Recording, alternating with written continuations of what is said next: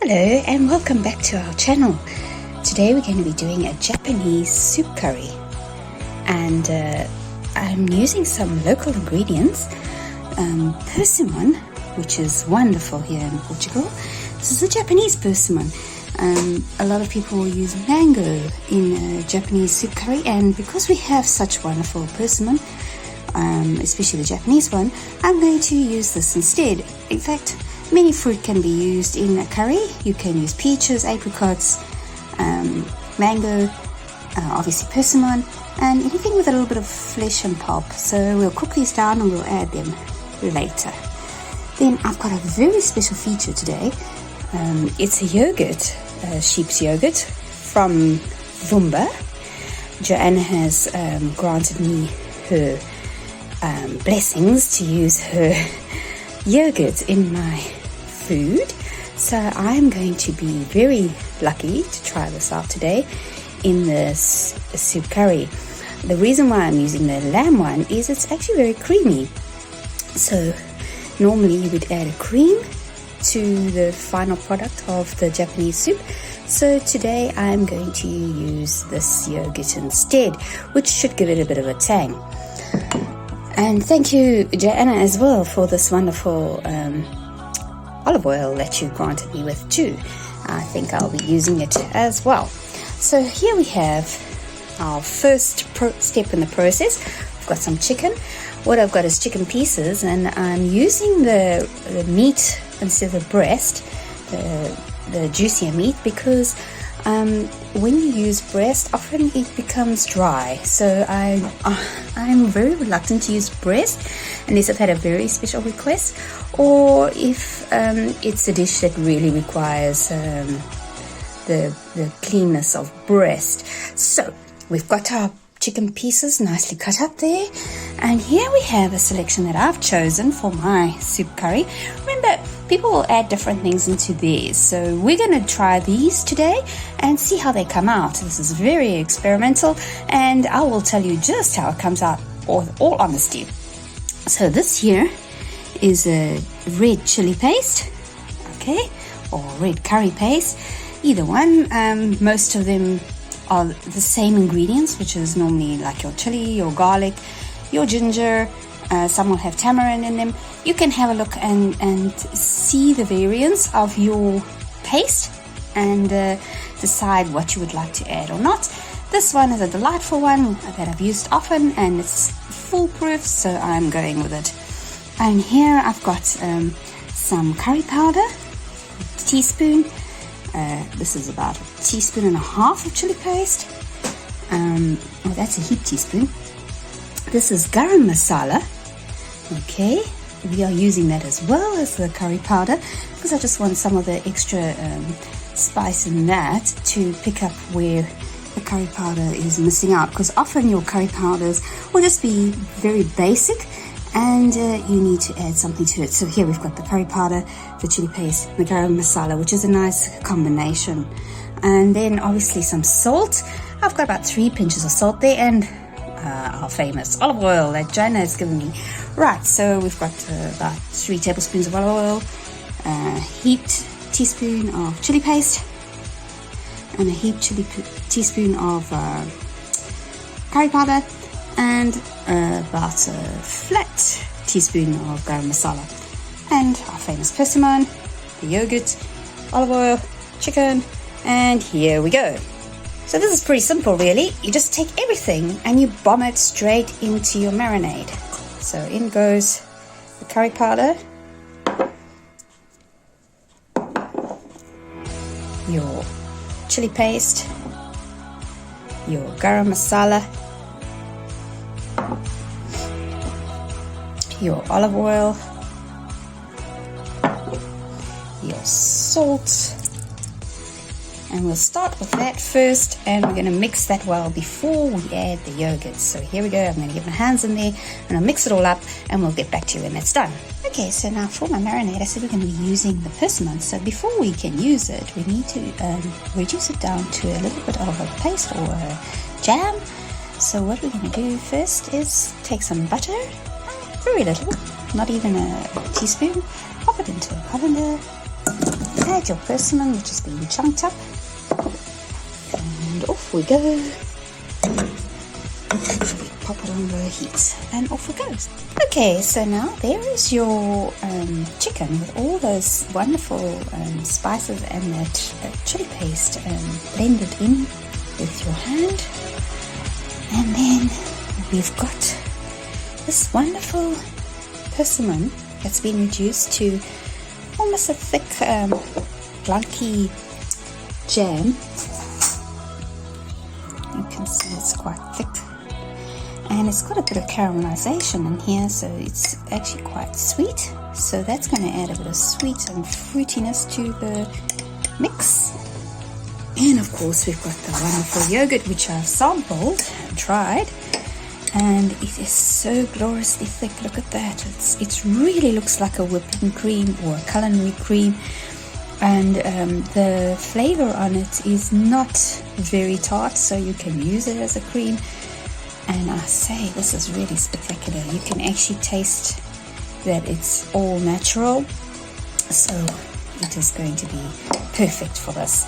So in goes our persimmon. Right, plunk, just like that.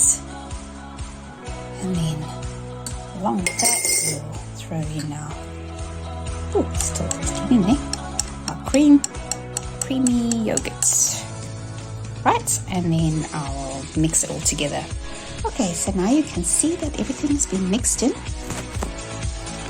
And it is already smelling quite wonderful. So the persimmon really can come through in this, and you can smell it immediately, along with the chili paste. Those are the two strongest smells I'm getting here. And I think it's going to be a wonderful combination, especially in a soup. So a lot of people will only add the fruit later on, but having added it now gives it a greater chance to penetrate the meat. So we're going to leave that in the refrigerator for the day, and then we will cook it later around lunchtime. Well, yeah, half a day. So it is now early morning, and we'll eat it for lunchtime hopefully, but a bit of preparation ahead, so be ready for this one. Alright, so I'm back in the kitchen, and now I want to start my stock for the soup. And what I've got here is a miso, some seaweed, some shiitake, carrots, onion and garlic, and salt and stock cube and olive oil. So we're going to chop these in half and then char them on the fire so that they be a nice garnish, and the onions as well. And then the carrots are going to go into the soup stock along with the shiitake, the seaweed, miso, olive oil, stock cube and salt. So let's get that going. Okay, so before we start, what I've got here is 2 cups of boiling water, and I'm going to add my stock cube, my salt,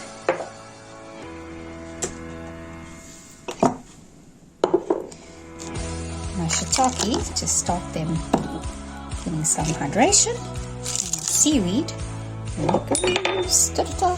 and then we will start letting that to soak before we start preparing the stock.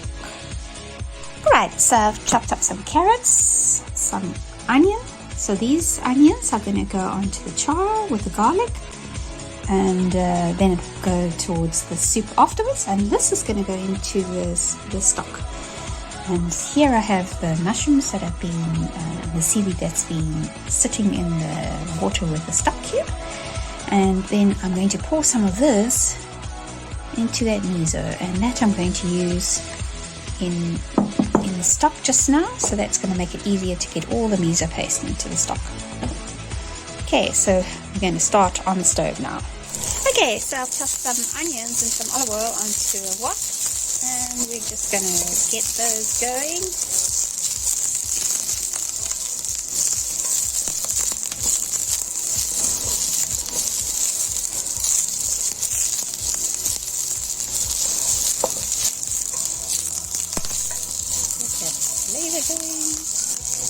Then just going to add our cream mix. with the mushroom. And in goes that miso paste. And we're going to let that on low just to get some flavor drawn out. And we'll be back to it later. Okay, so I brought the chicken down and I've got it on the barbecue so that we can get it caramelized. I have noticed some videos where they want the charcoal flavor, so they've used the charcoal to smoke the soup afterwards, but I would prefer to have that smoky flavor on my chicken. So here it is on the barbecue after it's been marinating whole day morning. Okay, ciao, we'll see you now. And now I'm going to add my chicken pieces, the 4 that I managed to salvage.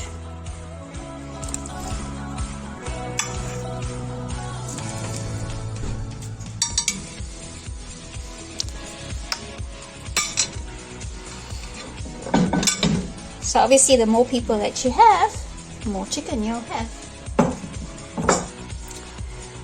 But today it's just lunch for 2. So there it is. We'll bring that back up to the boil and let that cook the rest of the way. Alright, now to this I want to add my carrots. Now you'll notice the carrots go quite late into the process because we want them edible but not too soft. So in they go, and that's all getting very soupy. Okay, so I'm back now. We're going to char the garnishing. Onions and garlic on they go. Give them a nice char because that's going to go into the soup later.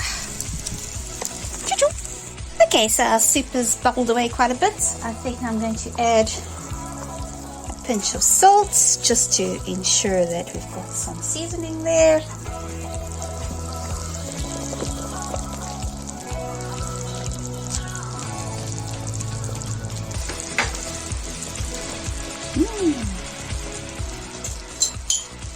And of course, got to taste it.